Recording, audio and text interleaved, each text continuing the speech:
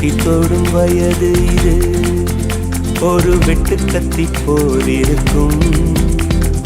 அதிசயம் என்னவென்றால் அதன் இரு பக்கம் கூறியிருக்கும். கனவுக்கு செயல் கொடுத்தால் அந்த சூரியனில் செடி முளைக்கும். புலன்களை அடக்கி வைத்தால் தினம் புது புது சுகம் கிடைக்கும். காலில் குத்தும் வாணி உன் ஏழி என்று காமி, பல இன்பம் மல்லி சேர்த்து ஒரு மூட்டை கட்டி வாணி வாணி.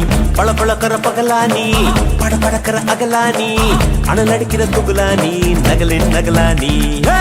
மழை அடிக்கிற முகிலானி, திணற அடிக்கிற திகிலானி, மணம் மணக்கிற அகிலானி, முள்ளா மலராணி.